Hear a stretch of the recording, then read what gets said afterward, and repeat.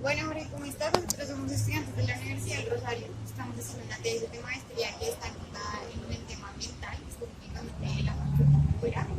Estamos estudiando, digamos que la contraposición que se presenta en Piedras en Cajamarca con respecto a la consulta, el movimiento ambiental y obviamente el sistema jurídico, cómo ha permitido o ha negado, digamos, el ejercicio de ese derecho.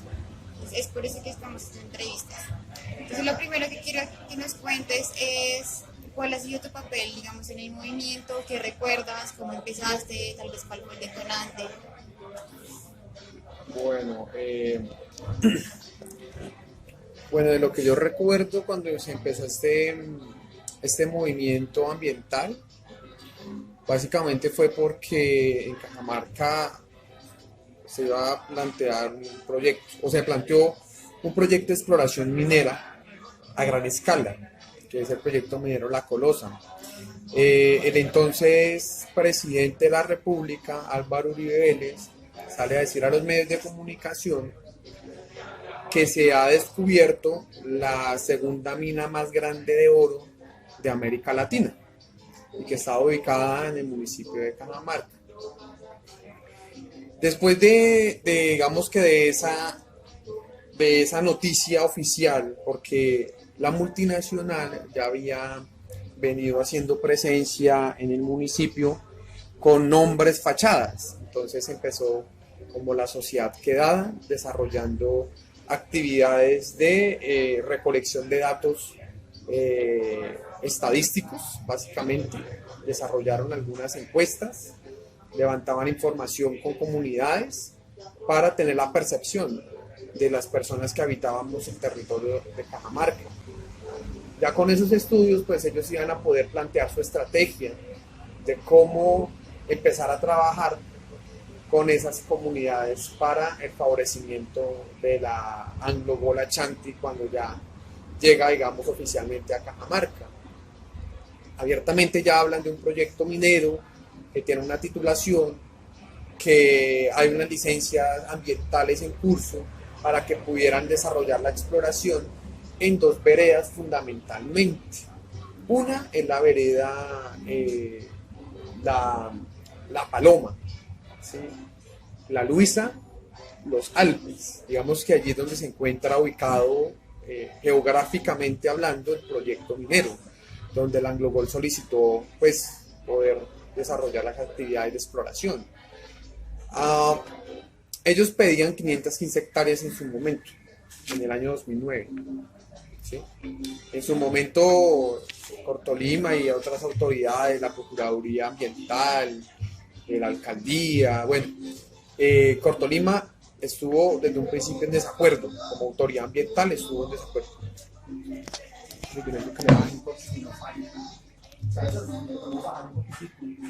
Listo. Bueno, entonces ellos piden 515 hectáreas para desarrollar el proyecto. Cortolima no está a favor de la multinacional en términos de que no habían estudios que soportaran la viabilidad de este proyecto en una zona de reserva forestal central. Si mal no estoy, era la ley segunda de 1992 o 93, en donde habla sobre la reserva forestal central. Precisamente el proyecto queda ubicada en inmediaciones de esa reserva. Entonces, bueno, esos datos, digamos que se fueron dando a través del tiempo, porque la Universidad del Tolima, con algunos estudiantes, organizaciones estudiantiles, se empiezan a preocupar por el tema de Cajamarca. Algunos docentes empiezan a hacer estudios de lo que está sucediendo allí. Entonces, digamos que básicamente en el año de 2008 hacia adelante, donde se empieza a generar mayores tensiones y mayores conflictos en el municipio, ¿sí? Anglogol llega a explorar, les dan, creo que de esas 515 hectáreas, nomás les dieron como que unas 6 o 7 para que pudieran hacer ejercicios de exploración. De la exploración, ellos tenían que llevar maquinaria pesada, unos taladros igualmente grandes y empezar a perforar la roca y empezar a sacar los cilindros para poder tener certeza de que sí había oro, y el oro que se tenía pensado sacar en Cajamarca era oro diseminado, no era oro en vetas. que son generalmente como se pueden encontrar en minería de socavón, por ejemplo. Ya cuando AngloGold entonces llega de esta manera al pueblo, AngloGold utiliza toda una estrategia yo la llamo de cooptación. Coopta a los presidentes de las juntas de acción comunal, coopta a empresas locales, entre esas Cotracaime, que es la empresa de transporte, a Proleche, bueno, digamos que varias empresas que empiezan a trabajar con la multinacional, es decir, a obtener un beneficio económico directamente a AngloGold. A líderes comunales, a mujeres, a jóvenes, regalando pinturas, apoyando cualquier evento, inclusive a nivel departamental financió al Deportes Tolima. Entonces digamos que esa estrategia que utilizó la AngloGold para cooptar a los líderes era precisamente para apuntar a algo que a ellos no les gustaba, ni les gustó, ni les gustará, que es las consultas previas a las comunidades, es decir, la licencia social. ¿Sí? Entonces ellos no les gustaba lo de la licencia social, entonces ellos lo que estaban haciendo precisamente era abonar el terreno para una eventual consulta, pues que no la votaran o votaran sí. Ellos no pensaban que se venía todo un movimiento a organizar. Bueno, a partir, digamos que eso es como una primera parte de lo que se empieza como a generar en Cajamarca. Eso es algo no es a profundidad, hay muchas más cosas, pero creo que el propósito de pronto de la investigación de ustedes o de la entrevista no es tan a profundidad, pues, creo. Entonces, en el 2009 empezamos a organizarnos. En su momento hubo dos organizaciones como pioneras, se puede decir, del movimiento ambiental, que fue Ecotierra, con los hermanos Campos y el ingeniero Luis Carlos Hernández, y el colectivo La Reversa, de la Universidad de Tolima. Precisamente el nombre era Reversar el Proyecto Minero La Colosa. Ese colectivo fue un acumulado de las organizaciones estudiantiles que estaban apoyando a los movimientos sociales del departamento del Tolima. Entonces, digamos que ahí, esas como las primeras, digamos que, o los inicios, digamos, de las organizaciones ambientales y sociales. Posteriormente a ello, yo hacía parte de Ecotierra, y digamos que la recomendación era que nosotros teníamos que organizarnos como jóvenes. Entonces, un grupo de amigos de Cajamarca, amigos del colegio, tenían en ese momento como 15 años aproximadamente, y otros amigos de los colegios y de Cajamarca, empezamos a reunirnos en la biblioteca municipal para plantear un colectivo juvenil en defensa del territorio. Discutimos mucho el nombre, queríamos tener personería jurídica y todas estas cosas legales, pero finalmente dijimos, no, seamos un grupo organizado nada más, y ya. Entonces empezamos a trabajar con varios chicos allá en Cajamarca y le colocamos un nombre como Colectivo Socioambiental Juvenil de Cajamarca, Cosajuca. Nosotros somos fundadores de ese colectivo, junto a Jefferson Belandia y Gustavo Quiroga. Fuimos 3 personas las que empezamos a generar movimiento en ese colectivo. Ninguno de los 3 fundadores hacemos parte en este momento de esa organización. Posteriormente a todo ello ya se empiezan a crear colectivos como Conciencia Campesina, como la UCAR, como, bueno, Apacra ya venía trabajando, que es un grupo muy importante de ANAIME, es una asociación de mujeres fundamentalmente campesinas de producción agroecológica, tienen algunas casetas de venta. Bueno, esos son como los grupos, ya posteriormente iban naciendo más en Cajamarca. Entonces, como en todo movimiento hay sus idas, sus venidas, sus dificultades, este también ha tenido dificultades. ¿Cómo? Pues dificultades económicas, por supuesto, que para podernos movilizar, que para podernos hacer un evento, pues bueno, afortunadamente la cooperación internacional y amigos y amigas que nos han apoyado, pues hemos podido sacar adelante algunas cosas. También obviamente hay conflictos al interior de los grupos, eso es algo muy normal, yo lo veo, eso es algo innato a nosotros. Los conflictos sociales creo que difícilmente los vamos a poder superar, pero podemos avanzar en algunos con acuerdos. Entonces ya en el año de 2011 básicamente, digamos que varios de los jóvenes que hacíamos parte de este colectivo salimos de Cajamarca pues para poder estudiar y digamos que formarnos en las universidades, tanto de la región como de otros departamentos, otras ciudades. Entonces nos fuimos, algunos quedaron, hubo conflictos, quedaron otras personas, bueno, etcétera. Se empieza ya a generar un movimiento mucho más fuerte, hay mucho más apoyo internacional en muchos sentidos.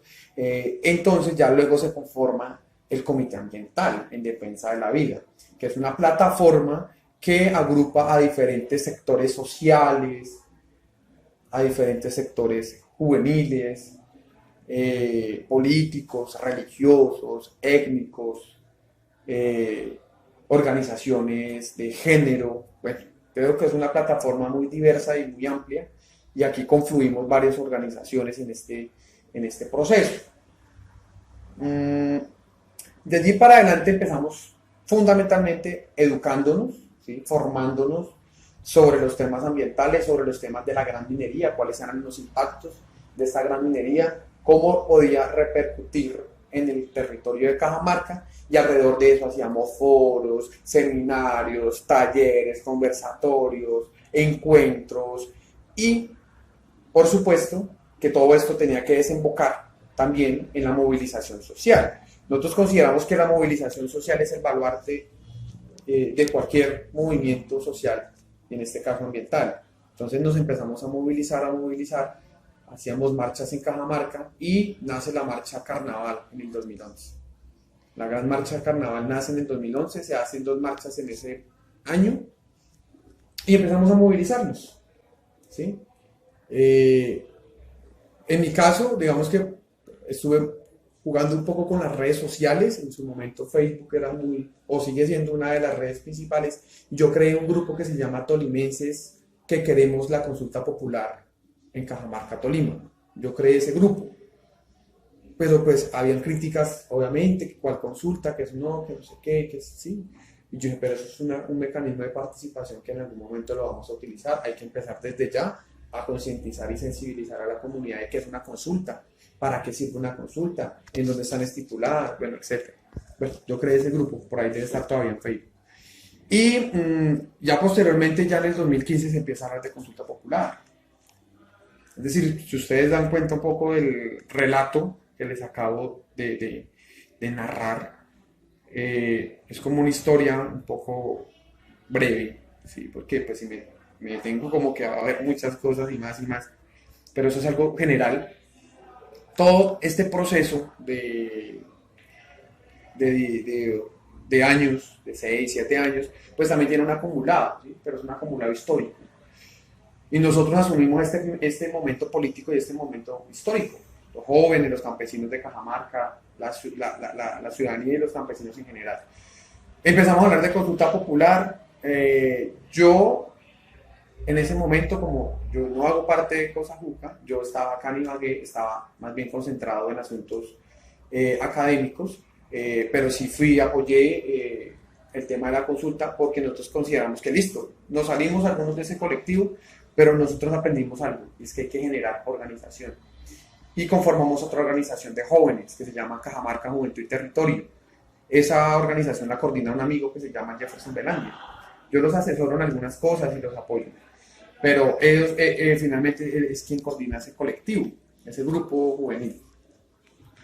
Entonces seguimos organizándonos, independientemente si no convergíamos con él, ¿sí? No había confluencia con Cosajuca o con el Comité Ambiental Campesino de Anaímis de Cajamarca, bueno, en fin, decidimos que había que sumarnos a la campaña del no en Cajamarca. Entonces muchos de mis amigos que hacían parte del colectivo de Cosajuca, muchos de ellos empezaron a trabajar con el CJT y empezaron a hacer campaña en Cajamarca, de vereda en vereda, casa por casa, invitando a la comunidad a votar la consulta. Claro, la consulta tiene varios momentos. La consulta es una consulta de iniciativa ciudadana, es una consulta de obligatoriedad, ¿no? O de trámite administrativo, que era el alcalde diseña la pregunta, convoca al consejo, el consejo la aprueba o no la aprueba y listo. Pues en Cajamarca pasa así. Al alcalde de su momento, que era el señor Evelio Gómez, que fue alcalde en su momento en el año 2015, el Comité Ambiental y las organizaciones sociales presionaron al alcalde para que formulara una pregunta para la consulta popular. Él tenía miedo de que esto fuera algo inconstitucional, fuera algo ilegal, pero con la asesoría de justicia de esta organización o este colectivo jurídico y de otras organizaciones, evidentemente las consultas populares son legales, son legítimas y constitucionalmente viables. Eso es lo que nos decían los abogados. Y si yo me pongo a leer la Constitución como ciudadano común y silvestre, pues efectivamente ahí hay un derecho mío y yo quiero que se cumpla ese derecho, que me consulten qué hacer en mi territorio. Y si yo no quiero que se haga minería, pues digo que no. Para eso son los mecanismos de participación, pues para utilizarlos. Claramente tiene una reglamentación, etc. Entonces ellos tenían miedo, pero el alcalde finalmente cedió y dijo, listo, pasémosla. ¿Sí? No me sé con detalles ese asunto, pero yo sé que eso fue lo que sucedió. Pasa posteriormente al Consejo Municipal. En su momento el Consejo Municipal estaba compuesto creo que por 16 concejales, si mal no estoy, y solamente un concejal del Partido Liberal estuvo a favor de que se hiciera la consulta. De resto, todos los concejales estaban comprados por Anglo-Gola Chante. Todos. Entonces la mayoría votaron que no se hacía consulta. Se cae la consulta popular en el año 2015. Entonces, se siguió buscando el camino para hacer una consulta. Entonces se encontró el camino de la iniciativa ciudadana. Los colectivos de Cajamarca conforman un comité promotor de la consulta, recogen unas firmas, debían recolectar, creo que era como la quinta parte del censo electoral de Cajamarca, algo así. Recolectaron como 3.000 firmas o 5.000. 5.000 y 3.000 y algo fueron aceptadas, es decir, que sí eran válidas. Entonces la registraduría confirmó, ¿sí? En ese momento cambiaron las cosas, ¿no? Cambiaron en términos electorales. El alcalde era otro y era un alcalde prominero que era William Poveda, que falleció hace un par de meses, si no sé mal, ya casi un año, creo que sí. Y entonces él estaba a favor de Anglo-Gola abiertamente. Entonces, en Consejo de Cajamarca sí se lograron 3 curules diferentes a las tradicionales. Entonces gana el Polo Democrático 3 curules en el Consejo. Algunos son cercanos al movimiento, otros nacieron en el movimiento, como Steven Báez, por ejemplo. Camilo Padilla y don Gustavo se empezaron a sumar al proceso, pero digamos que de nacimiento Steven es uno de los jóvenes porque trabajó con Conciencia Campesina. Entonces, ya teniendo esos 3 concejales, era mucho más factible que pudiéramos ganar en el Consejo la consulta, ¿sí? Creo que di mal el dato de los concejales, creo que fueron 11, realmente. Entonces, de esos concejales, de esos 11 concejales, la mitad más 2 personas, o sea, como unas 7 personas, votaron a favor de la consulta. Esta vez el Consejo ya aprobó la consulta, aprobaron la pregunta y todo, entonces ya se iba a decidir cuándo iba a hacerse la consulta. Muere el alcalde en su momento, entonces es el alcalde quien convoca a la consulta. Entonces muere William Poveda, y entonces tienen que designar una encargada, una mujer, una chica, una candidata, no, una allegada a ellos, creo, y siguieron con la misma línea de alcalde. Entonces, ¿qué pasó? Pues que tenían que convocar a elecciones atípicas en Cajamarca. Eso fue para marzo del 2016. ¿Sí? ¿En 2016? Sí, porque la consulta cumplió hace 3 años. Sí, en el 2016.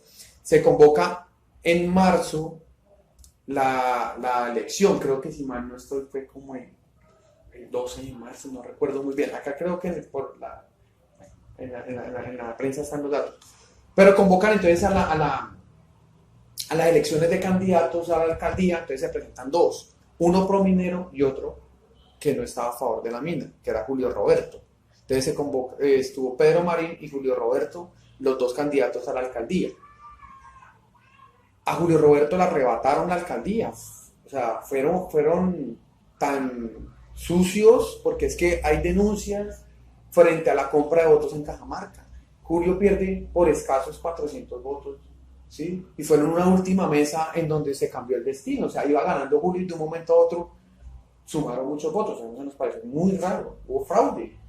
Hubo fraude en Cajamarca, no lo digo yo, lo dicen muchas organizaciones y veedores de ciudadanos. Entonces se perdieron las elecciones allá y a los 15 días convocan a una consulta popular.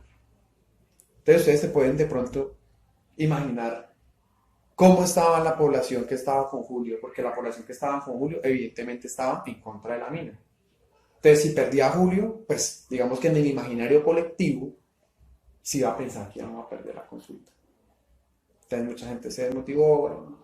Otros grupos dijeron, no, hay que continuar haciendo la campaña y en 15 días, todas las organizaciones sociales de Cajamarca, agrupadas tanto en el Comité Ambiental y Campesino de Cajamarca de Anaime, como organizaciones independientes que no hacen parte de ese grupo, y personas del común, gente que yo la denomino como esas personas que no protagonizaron, esas personas que no salieron en la prensa, esas personas que no les daban la oportunidad de participar, hicieron campaña.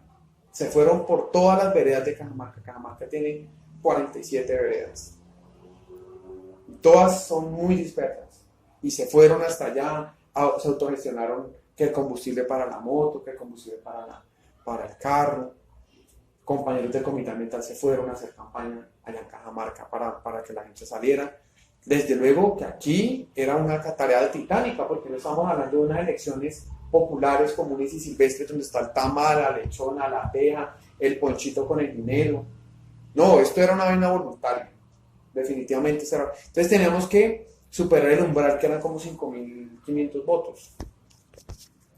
El 26 de marzo del 2016 nos convocan a las urnas a los cajamarcunos y las cajamarcunas, y ese día, digamos que el clima juega un papel también importante. Ese día estaba lloviendo muchísimo, entonces estábamos muy preocupados. Y a nivel nacional hay colonias de cajamarcunos y de cajamarcunas que van a estudiar y se devuelven y etcétera, pero que tienen todo el derecho también a ejercer su voto. Entonces también algunos nos movilizamos para Cajamarca, redujeron las urnas. Eso fue una de los saboteos que hace el establecimiento al movimiento ambiental. Redujeron el número de puestos de votación, de mesas de votación. ¿Sí? En Cajamarca hay como 3, 4 puestos de votación. Redujeron las mesas de votación a la mitad, ¿sí? Entonces, haciendo las cuentas en términos de tiempo, una persona para poder alcanzar el umbral tenía como menos de un minuto para que votara. Entonces eso nos tenía muy preocupados. El saboteo de Anglobol también, obviamente, de una asociación que se llama Asociación para la Promoción de la Minería Responsable en Cajamarca, APROMINCA, que es el brazo político de Anglobol, el brazo social de la multinacional, y empezaron a ofrecer viajes al Señor de los Milagros, pero les tenían que dar las cédulas para que no fueran a votar. O sea, acá hubo saboteo del establecimiento y de la multinacional. Aún así, a las 4:30, 4:40 de la tarde se tenían los resultados de la consulta en Cajamarca.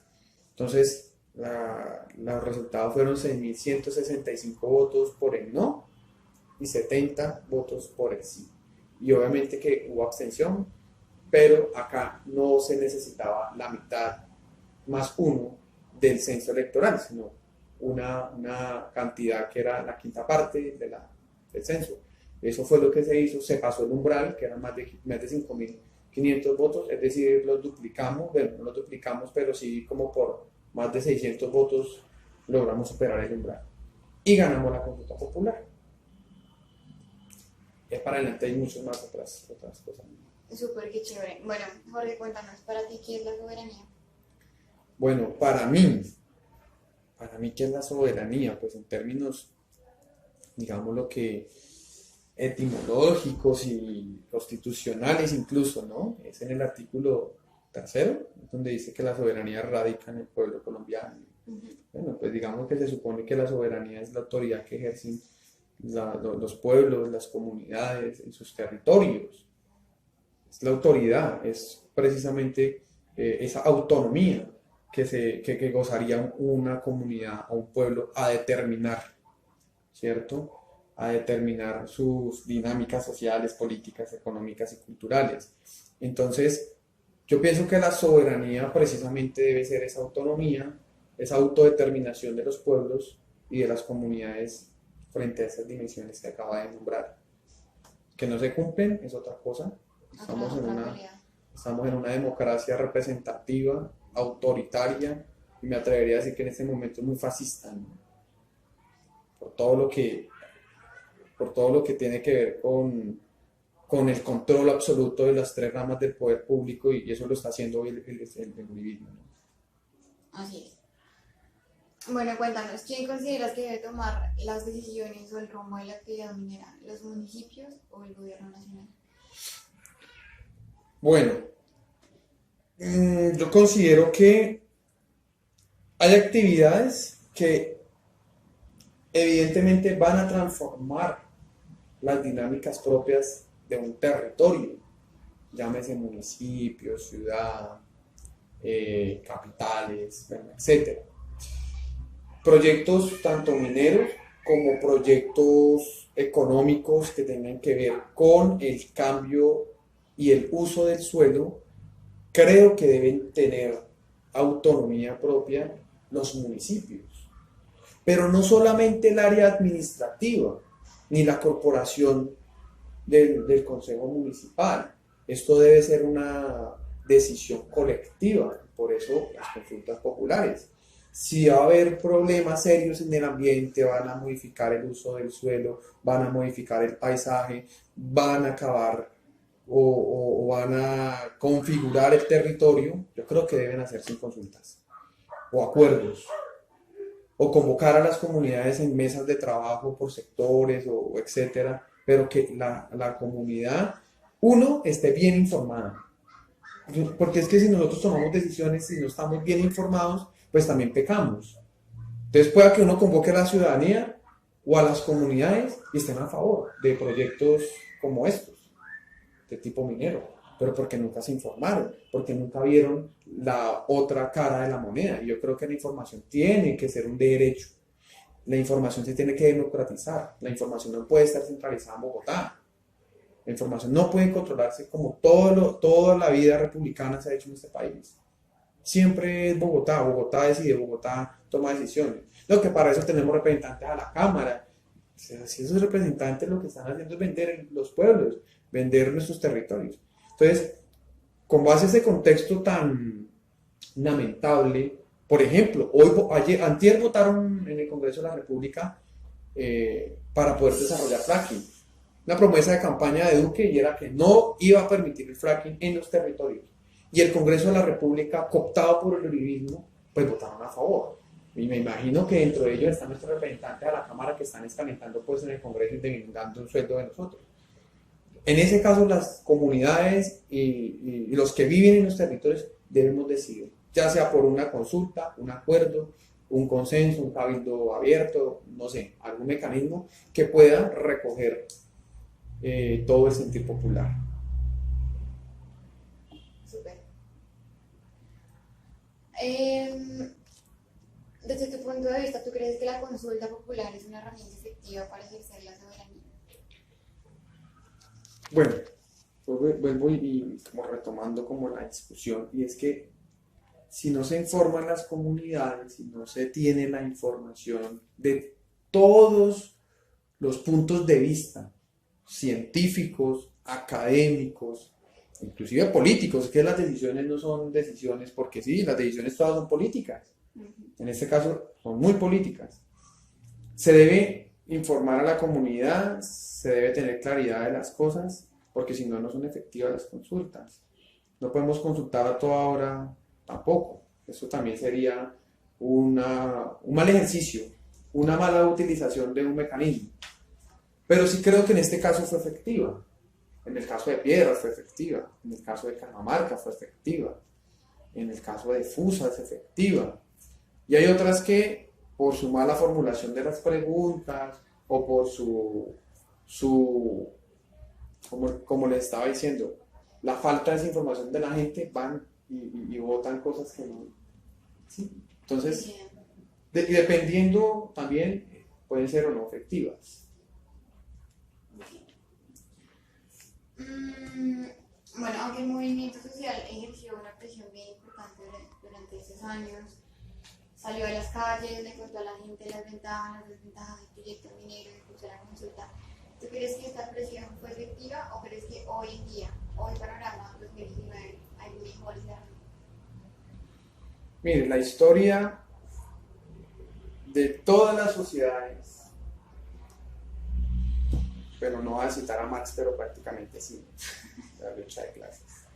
Pero la historia de las sociedades, en cuanto a las grandes transformaciones, a los grandes cambios sociales, se han hecho porque las personas se han movilizado, porque han salido a las calles, porque han hecho insurrecciones, porque han subvertido el orden, porque han cambiado el orden social. Entonces, ¿eso cómo se hace? En las calles. En las calles de manera organizada. En las calles con propuestas.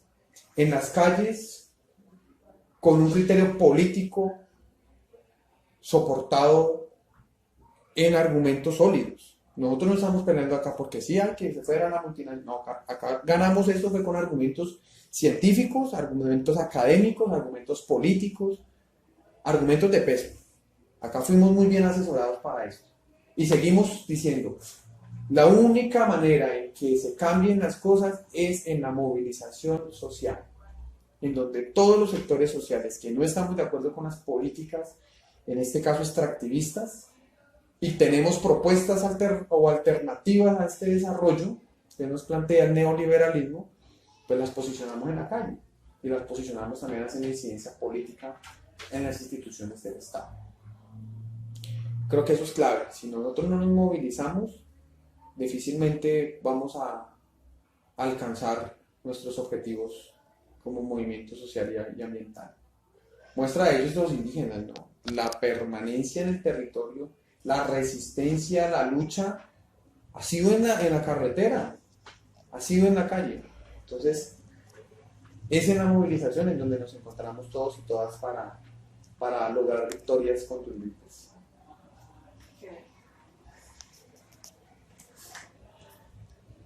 ¿Consideras que la consulta popular permite la manifestación completa de la soberanía nacional y la de los municipios? O sea, ¿la permite a cabalidad? No, yo creo que no. O sea, de manera analizándola un poco más en términos sociológicos, tener un consenso entre todas las personas que hacemos parte de la sociedad es tremendamente difícil. ¿Sí? Hay sociedades en las que sí, o hay países en donde se lograron consensos y se lograron tener a todo el mundo de acuerdo. Pero en este caso la consulta popular no va a tener a todo el mundo. Por eso hay un umbral, por eso hay una quinta parte de la población del censo electoral. Ustedes saben muy bien que Colombia es un país en donde el abstencionismo gana las elecciones. Ni siquiera el 50% o el 51% de la población que tenemos, que somos aptos para votar, ponemos presidente. Olvidemos de eso, acá gana el abstencionismo en Colombia. Ganó el abstencionismo en varias partes y por eso mismo en las consultas, por eso se hace de esta manera, porque hay un umbral, pero logramos superar el umbral. Pero no es el ejercicio de solamente ir a votar, no. La democracia no empieza ni termina en las urnas. La soberanía se ejerce en los territorios, se ejerce en las decisiones colectivas de qué se va a hacer en esos territorios, cómo lo van a hacer.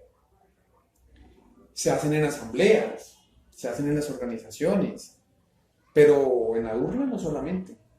Es solamente una herramienta, es una de las tantas herramientas que nos ha permitido la democracia liberal, ¿no?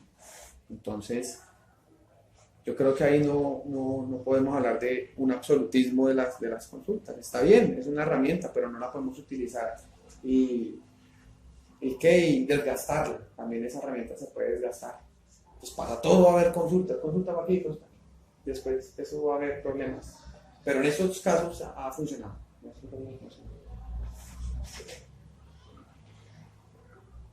De acuerdo con nuestro sistema jurídico, ¿tú crees que el derecho asigna de manera adecuada la soberanía en Colombia?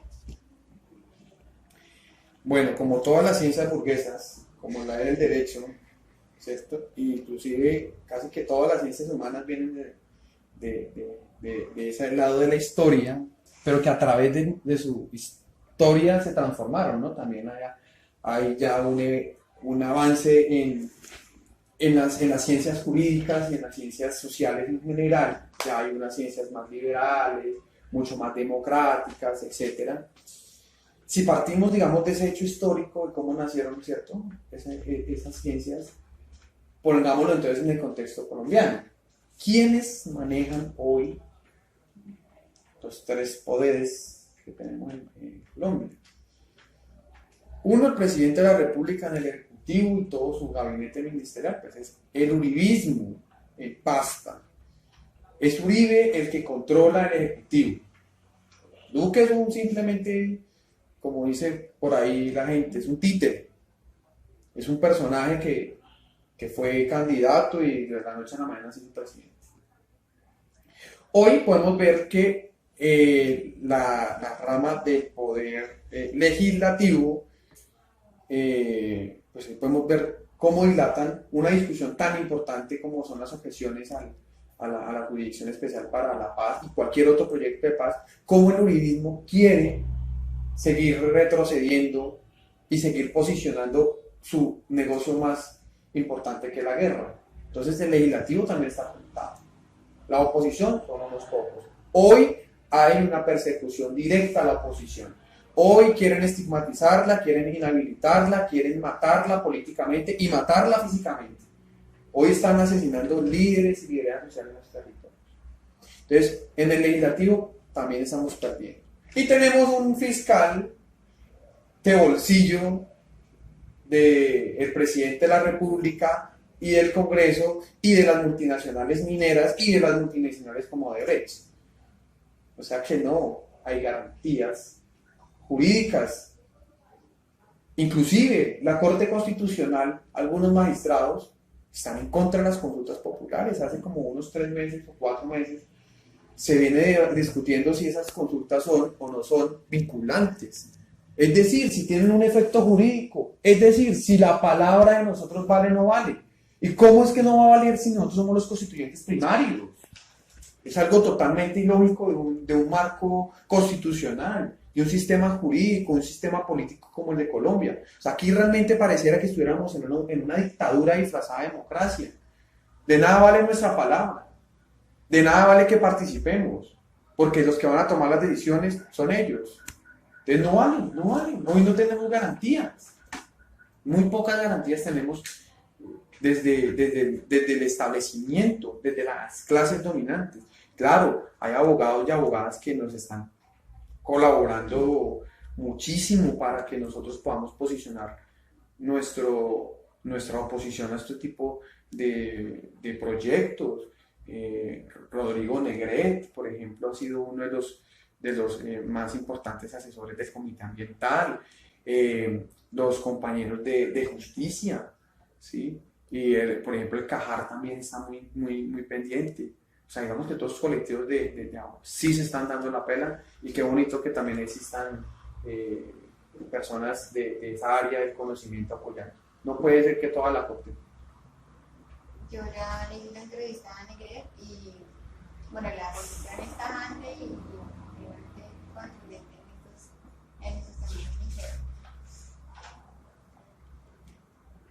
Bueno, en el caso específico de Piedras, desde tu conocimiento, de tu experiencia, de lo que digamos que la trayectoria que has tenido hasta el día de hoy, ¿tú consideras que, bueno, de qué manera el gobierno podría garantizar la autonomía territorial en Piedras? En Piedras. Bueno, yo el caso de Piedras lo conozco muy de manera general. Quien lo conoce muy bien es Julián Viña. Yo creo que deberían entrevistar a Julián. Sí, Julián Villa. ¿Sí? Yo les podría dar como una opinión como general. Sí, no, lo que En general. No, pues precisamente el gobierno bueno, no el gobierno, el Estado colombiano debe garantizar la participación activa de los ciudadanos, de las ciudadanas, de los campesinos y de las campesinas en torno a ejercer de manera directa la soberanía. Yo creo que tienen que promoverlo por medio de proyectos, de programas, de planes, de políticas públicas, incentivar la participación y dar las garantías para que se puedan desarrollar, es decir, garantías presupuestales. Acá tenemos que tener claro que todo esto tiene un valor. ¿En qué términos? Pues que para poder movilizar, que para poder material didáctico, para poder hacer actividades, pues se necesitan obviamente que recursos económicos, eso es algo muy normal, pero el gobierno no está dando esas garantías y no las va a dar porque si forman a los pueblos para que participen, pues les va a caer su negocio. Por supuesto. Es decir, ¿qué consideras tú que el desconocimiento de la decisión de la consulta popular en Piedras va en contra de la soberanía?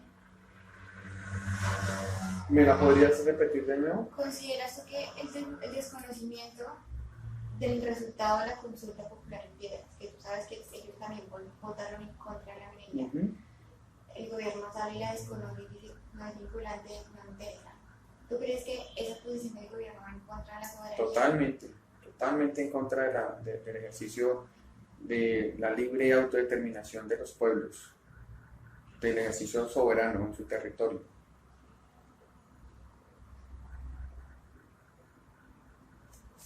Bueno, y la última pregunta, y es que teniendo en cuenta que finalmente son los municipios, ustedes, las personas que viven acá en el territorio, que son quienes soportan las consecuencias de las actividades mineras en términos de medio ambiente, la contaminación del agua, digamos también en la incidencia política que hacen estas grandes multinacionales. ¿Qué grado de participación creen que deberían tener los municipios con respecto a la toma de decisiones en la actividad minera? Entonces debe ser compartido con el mundo.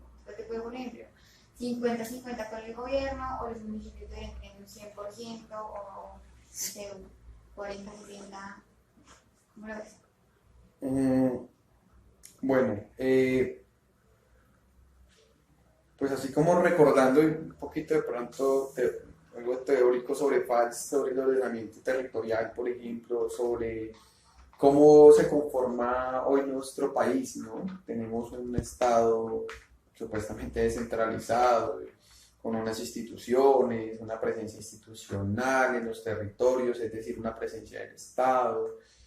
Tenemos fronteras, los departamentos definitivamente cada uno tiene sus representantes a la Cámara, tiene sus dinámicas, en cierta manera, algunas propias, algunas no tan propias, pero el territorio lo tenemos que ver como algo no homogéneo, sino algo heterogéneo, es decir, que hay diversidad y que uno puede compartir más con el sur que con el norte, uno puede compartir más con el oriente que con el occidente, es decir, que por ejemplo la cultura en el norte del Tolima se comparte más para los departamentos o el sur de Caldas, por ejemplo, o en el sur del Tolima uno comparte más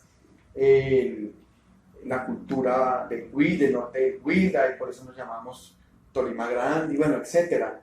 Digamos que esas cuestiones territoriales se crean identidades, y al crear identidades, pues precisamente se crea ese arraigo, ese sentido de pertenencia, como algunos dicen, y pueden tener conciencia de su territorio, de todo lo que habita en él y las dinámicas, etc.